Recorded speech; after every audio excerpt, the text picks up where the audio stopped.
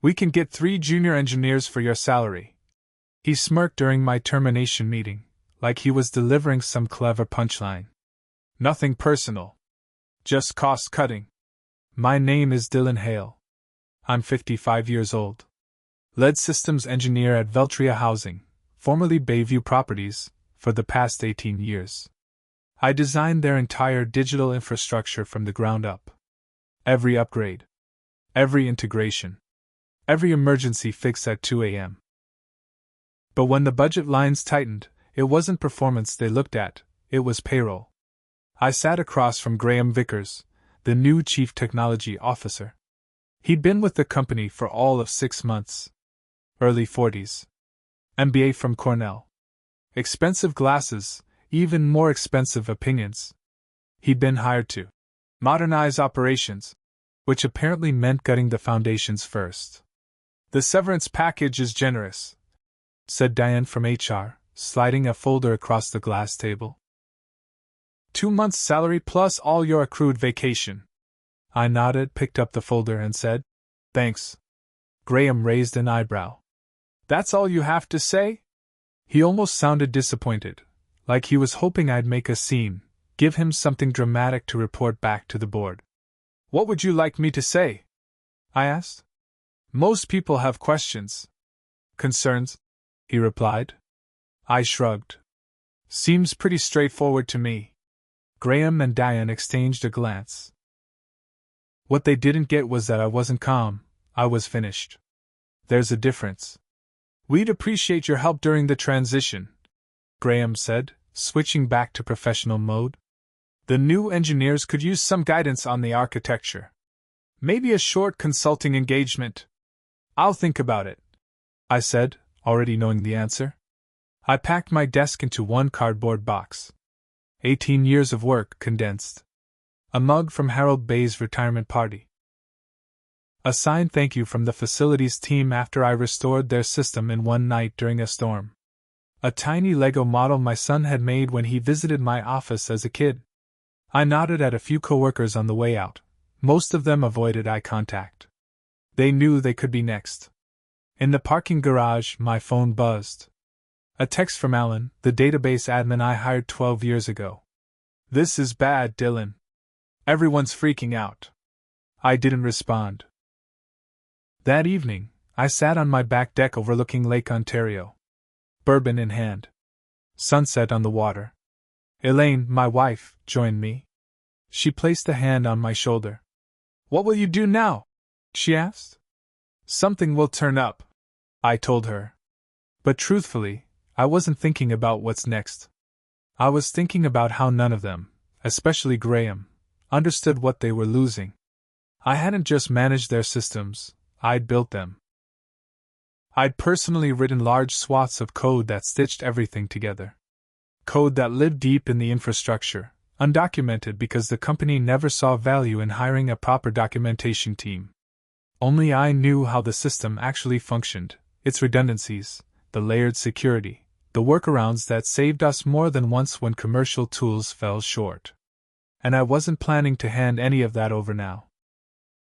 I joined the company back when it was still called Bayview Properties. 4 complexes. 12 employees. No ID team to speak of, just a couple desktops and a fax machine.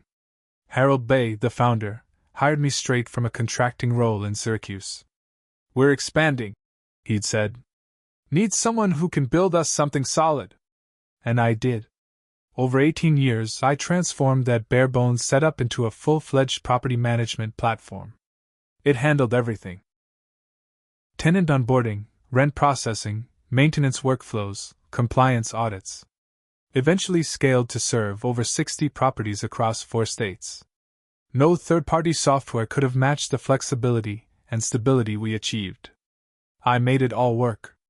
But when Harold retired 5 years ago, things shifted. His son Justin sold the company to a private equity group. They rebranded us as Veltria Housing and kept me on, initially impressed with the systems I'd built. But the new leadership had a different vision. They didn't want reliability. They wanted velocity.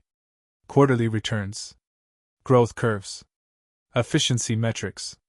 They wanted speed, not stability. That's when the warning signs started. First, they rejected my request to hire a documentation team. Too expensive, they said. We'll revisit next quarter. That quarter never came. Then came the consultants, young, suit-wearing MBAs with pitch decks and no follow-through. They used words like disrupt, optimize, and scale, without ever understanding what our systems actually did. They'd listen to my architecture briefings with bored expressions, then recommend off-the-shelf SaaS products that didn't even meet our security standards. And I saw it all coming. Every red flag. Every poor decision dressed up as innovation. But when the budget axe finally swung, it wasn't pointed at bloat, it was pointed at experience. And I knew, in that moment, that their version of modernization wasn't about building better. It was about starting over with people too inexperienced to push back. Their new software wouldn't integrate with our custom infrastructure. I kept raising the red flag, explaining why their off-the-shelf solution wasn't built for what we had, showing them the lines of custom code, the scripts and logic loops that made our system work the way it did. But eventually, they stopped inviting me to planning meetings. I didn't notice at first. Elaine did. One night over dinner, she said, "They're pushing you out, Dylan. You need to prepare." I shook my head. "They can't. No one else knows how the whole thing fits together." She gave me a look. "That might be exactly why they're doing it."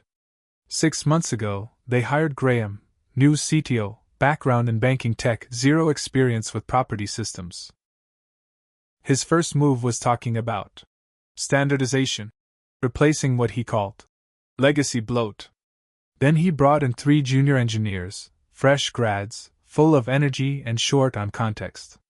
They followed me around for weeks, notebooks open, asking polite questions. I answered what I could, but they were only hearing half the story. The architecture wasn't just complex, it was lived in, layered over years, patched and adapted through trial and error. Redundancies, backdoors, critical fail-safes that weren't in any manual, because there were no manuals. Just me. Last week, Graham stopped by my office, leaned in with a casual, "Quick meeting tomorrow morning, just a quarterly check-in." I should have known. Should have seen it coming. 2 weeks after I was let go, I was sitting in my home office, tweaking my resume, when the first call came. Graham. I let it go to voicemail. "Dylan, hey, it's Graham. We're running into some issues with the tenant portal. The new team's trying, but they're having trouble understanding your architecture. Can we hop on a quick call? Just a short consultation." I deleted the message without listening to the end and went back to rewriting my professional summary. 3 more calls followed that day, each voicemail sounding a little more frantic than the last. Then came a text from Alan, my old database admin. "System's been down all day. Maintenance requests aren't processing. Graham's losing it." The next morning, HR called. "Diane, same person who handed me the severance envelope. Hi Dylan, hope you're doing well. We'd like to discuss a temporary consulting arrangement, just a few weeks to help with some current issues. The compensation would be quite generous." I picked up the phone. "How generous?"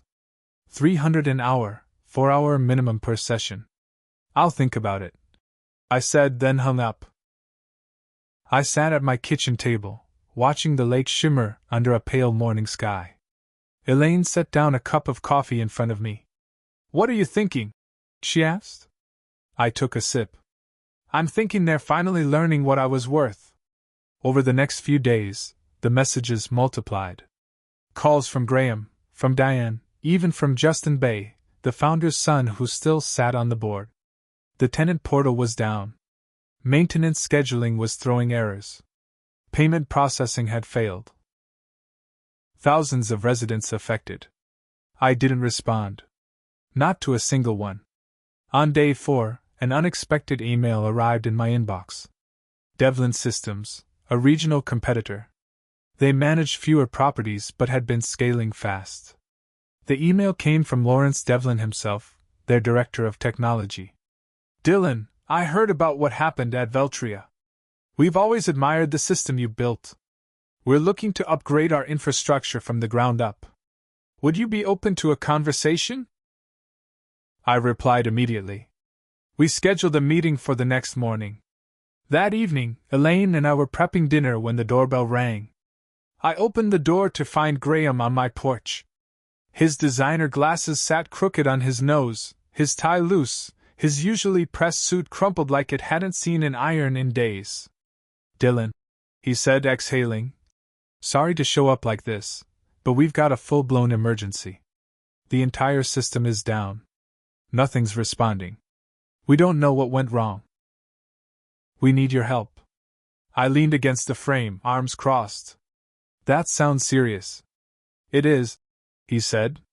"The board has authorized a premium consulting rate, $500 an hour. Whatever it takes." He sounded like a man clinging to a lifeline. I thought about the cardboard box in the garage, my career at Veltria reduced to a few items and a service plaque. I thought about him smirking across the table weeks ago, saying nothing personal, just cost-cutting. I thought about the documentation team they never funded, the transitions they never planned, the warnings they never listened to. "I'm sorry to hear you're having trouble," I said, keeping my voice even. "But I have an interview tomorrow."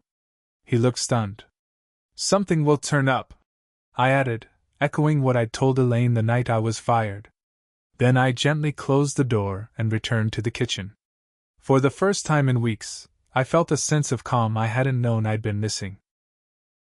Peace washed over me, not satisfaction, not vindication, just clarity. I wasn't going to help them fix what they'd broken.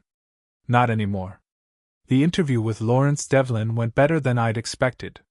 We met at a small coffee shop in downtown Rochester, away from both our offices, both our pasts. "I've followed your work for years," Lawrence said as he stirred his drink. "That integrated system you built at Veltria, legendary. No one else has pulled off something that cohesive at scale." "Thank you," I said. "It took a long time to get it right." He leaned in. "That's exactly what I want to talk about, time. We don't want to start from scratch.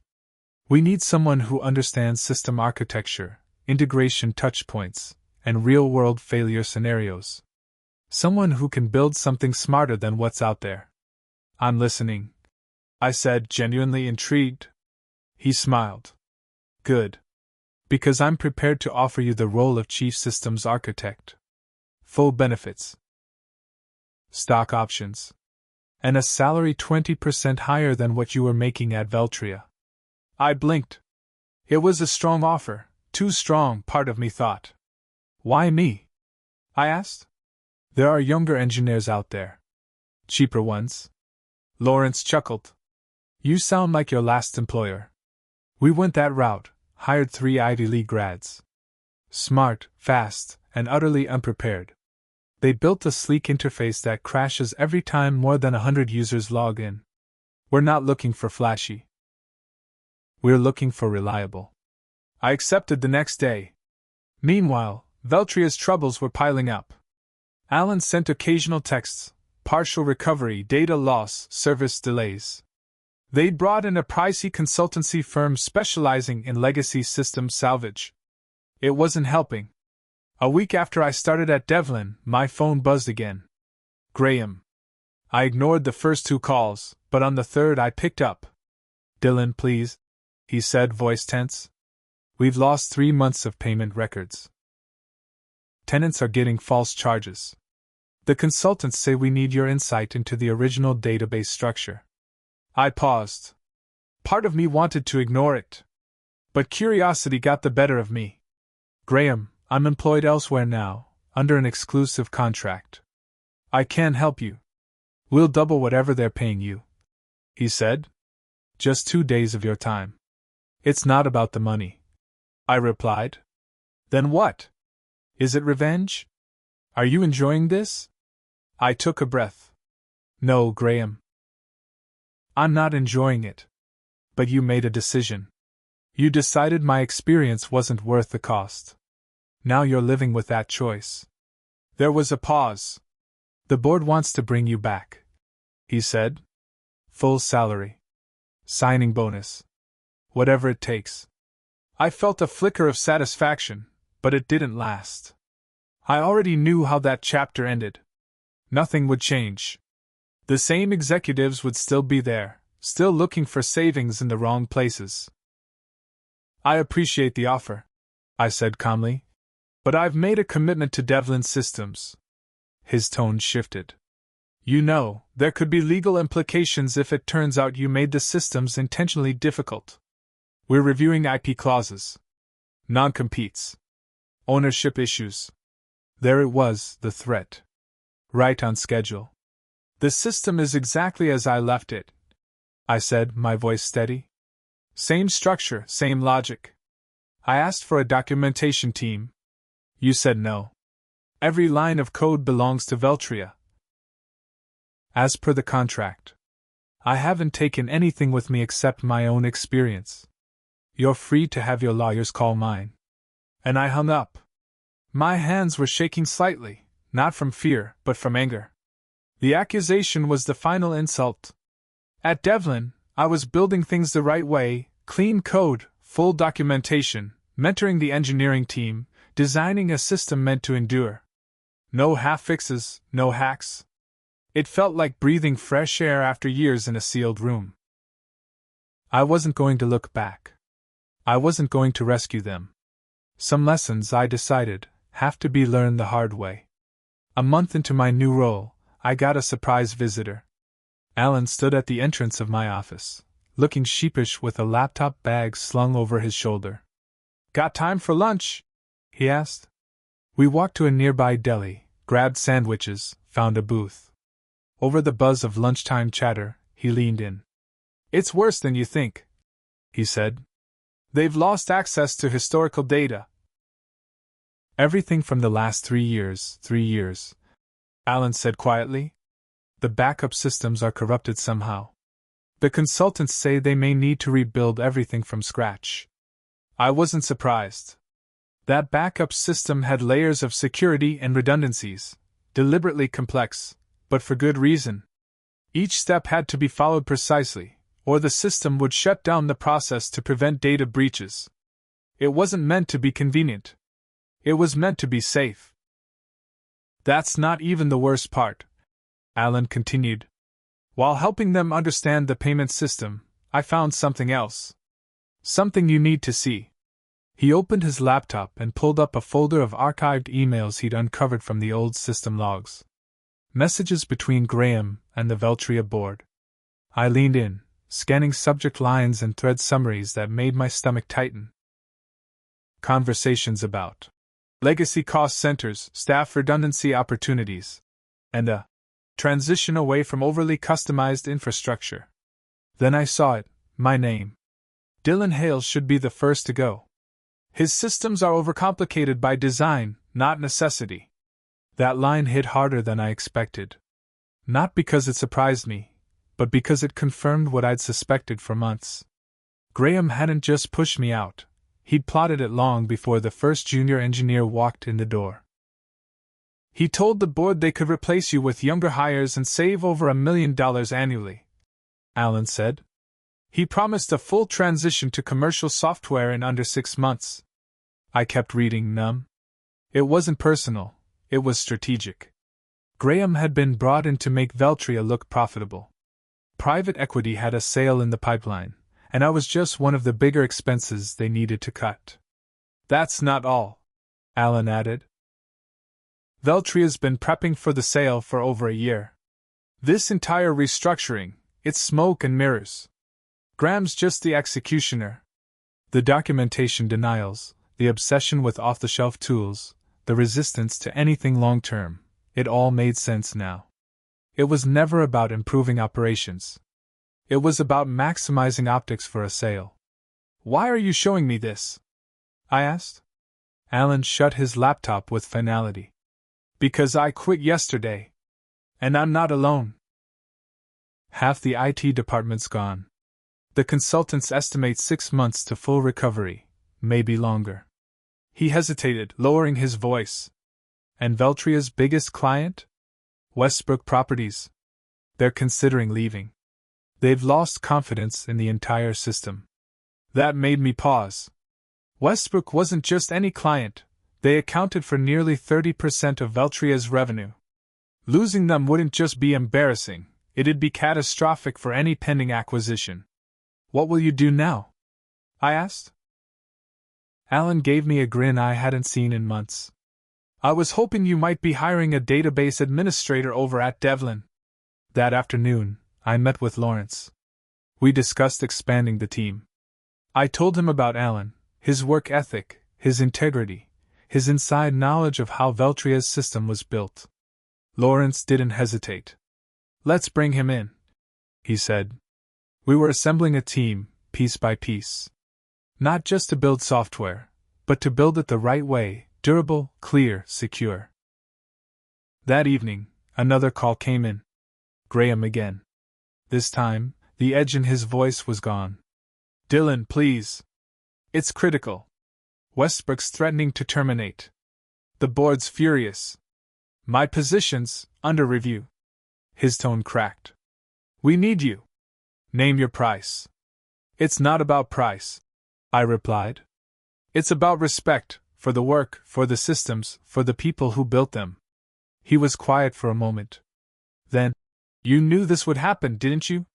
You knew exactly what would fail and when. No, I said. I just knew what I built. And what it takes to maintain it. Information I tried to share more times than I can count. I ended the call. There was no triumph in it. No pleasure. Just the quiet confirmation that some lessons are only learned through failure. Then came the opportunity. Just 2 months into my role at Devlin Systems, Lawrence called me into his office. I just got off the phone with Jeffrey Westbrook, he said, referencing the CEO of Westbrook Properties. They're terminating their contract with Veltria next month. They want to know, can we take over their portfolio? I sat back, stunned. Westbrook managed over 10,000 units across the Northeast. If we accepted, we'd be more than doubling Devlin's operations overnight.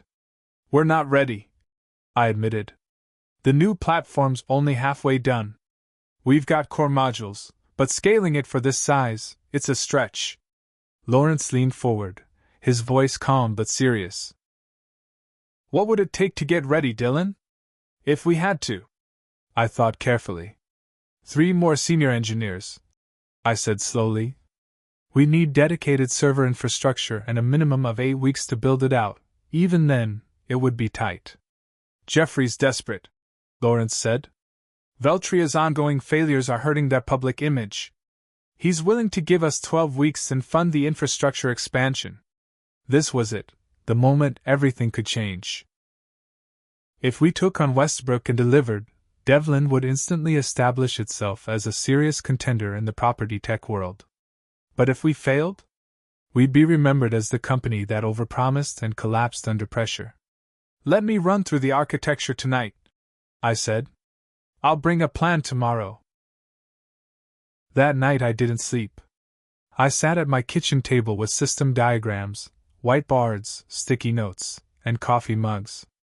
I mapped out migration paths, drew scaling trees, tested load patterns in my head, and mentally walked through disaster scenarios. By sunrise I had something. It wasn't simple, but it was clean, structured, and executable. A hybrid rollout strategy that would let us bring Westbrook's properties online in phases, ensuring minimal disruption and maximum stability. When I presented it to Lawrence, he studied the proposal like a contract with stakes. This is strong, he said, tapping the diagram. But you've added a documentation phase? 3 weeks? Non-negotiable, I said. That's where Veltria failed. We document from day one. We train every engineer, write everything down, avoid single points of failure. If someone walks, the system doesn't break. He gave a slow nod. All right, Dylan. We'll do it your way. What followed was the most intense stretch of my career. We brought in 5 more engineers, 2 of them former Veltria staff who didn't need convincing about how not to run a system. Alan created a migration tool that could translate Veltria's archaic data structure into our new platform. I worked side by side with the team, designing a modular framework that could evolve as Westbrook's needs did. Midway through the project, I got an email from Justin Bayou, Harold's son, still clinging to a seat on Veltria's board. Dylan, I owe you an apology. The board was misled. Graham has been removed. We're struggling. And losing Westbrook will hit us hard. If you ever consider returning, the door's open. I read it twice. Then I archived it without replying. By week 10, we were ready to begin a staged migration. Westbrook's smallest region, 2,000 units in western New York, would be the pilot. If it went well, we'd expand. The day before rollout, Lawrence called me into his office. Sitting across from him was a face I recognized from the trade journals, Jeffrey Westbrook himself. So you're the guy? He said, standing to shake my hand. The architect of this whole operation? I hope that's a good thing, I said. He smiled. Lawrence tells me you've built us something that won't crash every time we add a property. Something we can grow on instead of rebuild every 6 months. That's the plan. He studied me for a moment. You used to work for Veltria, right? I nodded. They're in trouble, he said. The equity firm's trying to sell, but with you pulling Westbrook out and the system still half broken, they're not getting many bites. I raised an eyebrow. Anyone interested at all? Lawrence answered for him. Devlin. We're exploring an acquisition. At a steep discount. I looked between them, the implications settling in. Devlin Systems might soon own the very company that once called my work obsolete. If we go through with it, Jeffrey continued, we'll need someone who understands both systems, someone who can lead the integration. Salvage what's valuable, migrate the rest. You're asking if I'd take that on? I said. Lawrence nodded. Only if you're comfortable. And only if the deal happens. I thought about it. The irony. The system I built, the people I trained, the company that cast me aside. Now asking me to lead its revival under a new banner. I'd do it, I said. But with one condition, we do it right. Full documentation.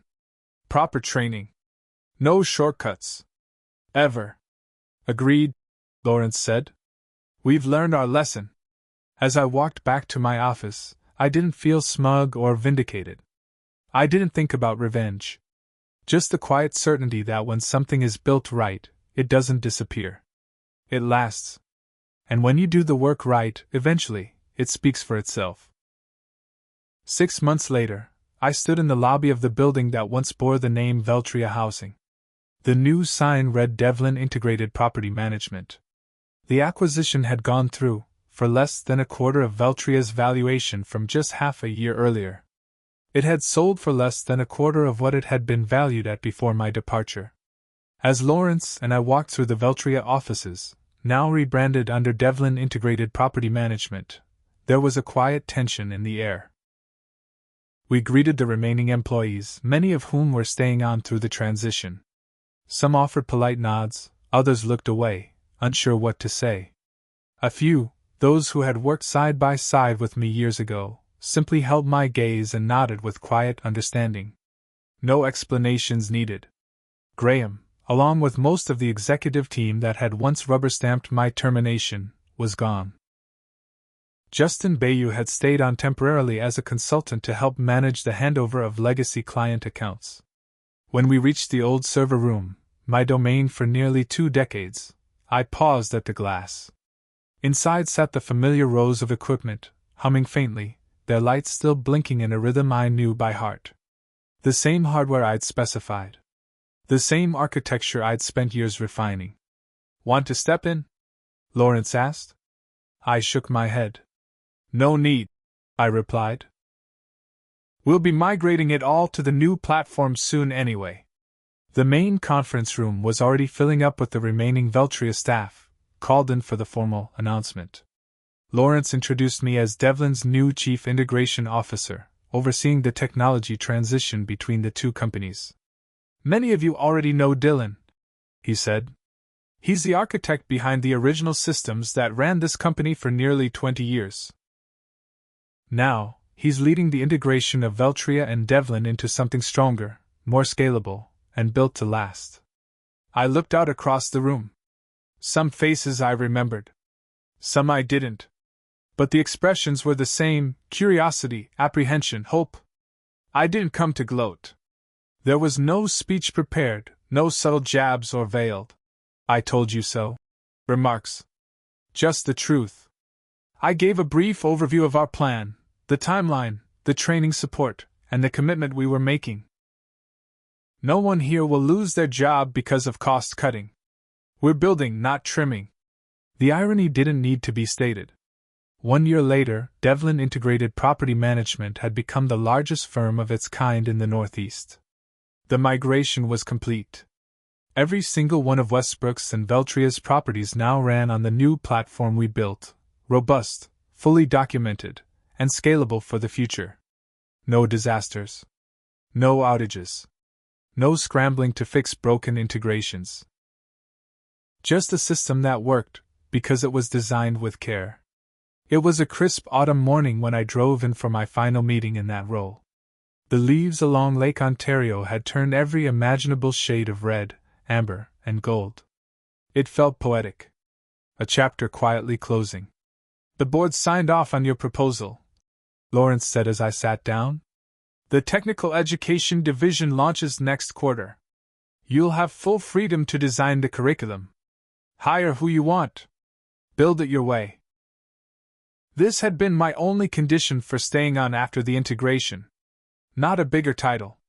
Not more money. But the chance to start a department that trained the next generation of engineers the right way. To teach not just how to code, but how to build things that lasted. Things that mattered. "Thank you," I said. "That means more than you know." "No, thank you," Lawrence replied. "What you've done here, it's more than just restoring a system. You've built a culture. One that values knowledge. That values doing things right, even when it takes longer." That afternoon, I boxed up the last of my things from the temporary integration office. This departure wasn't like the last one, hastily clearing out a desk under awkward stares. This time, it was quiet. Intentional. Forward-looking. As I zipped my bag, Justin Bayou knocked on the door. "Got a minute?" he asked. We stepped outside to the courtyard, where sunlight streamed through branches in soft, golden patches. "My dad's been asking about you," Justin said. "He's retired in Florida now, spends his days fishing. But he still follows the company.